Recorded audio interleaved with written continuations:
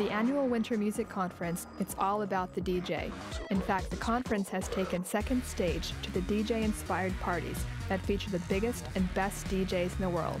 And it all began with one party, Magic Sessions. The Magic Sessions thing started with a studio session, I think Tony Humphries remixing Desire, Coming On Strong. And Tony was reigning then. And apparently the story goes... When I was at Elektra Records, I commissioned Tony Humphries to do a remix on a record for me, and he brought in Tony, Louis, and actually, I'm sorry, Tony brought in, can you edit that? Tony brought in Todd Terry to do some arrangement for him and some programming for him, and Louis showed up in the studio, and so did Kenny that day. So next thing you know, they were all working on it. I was like, oh my God, this is magical. I can't believe I have all these guys working on one record together. And it was a record by the name of, a group by the name of Desire called Coming On Strong. I took a picture of it and I sent it to Larry Flick at Billboard, and I called it a Magic Session.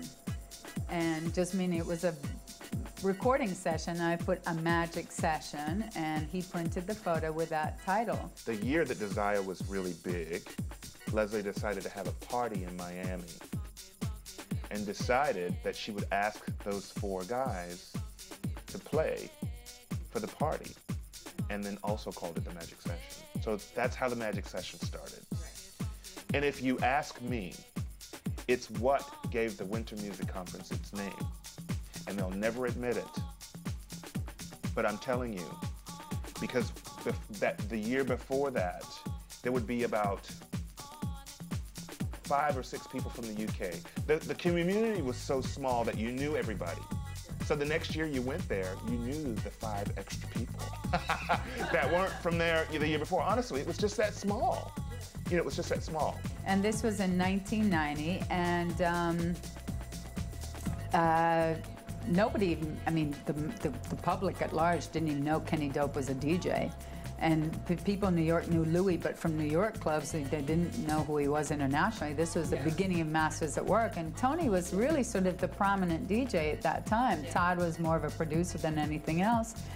So we did that party. It was very, very successful. It was the first party that became an annual party at the Winter Music Conference. No. There was one party.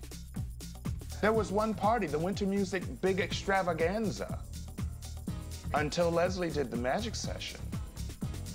And I think that was the first party, and I think the next year, Danny Tenaglia also had a party. And so there were 2 parties and the Winter Music Conference party. Now, the Winter Music Party sometimes lost to the Magic Session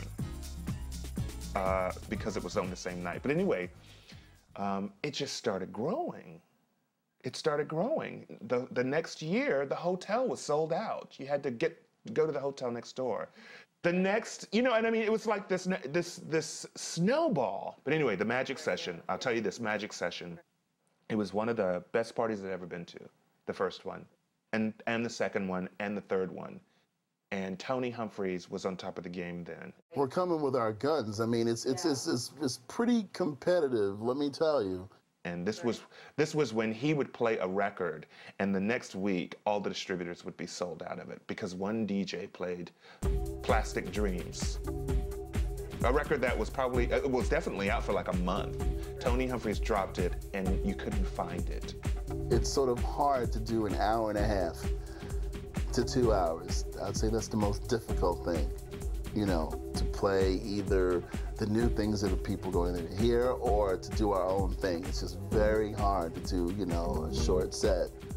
How do I feel about Magic Sessions? It's, you know, it's my baby. I'm proud of it, and if I'm going to do it, I'm going to do it right. And when I feel like I've had enough, or the DJs feel like we've had enough, it'll be a wrap.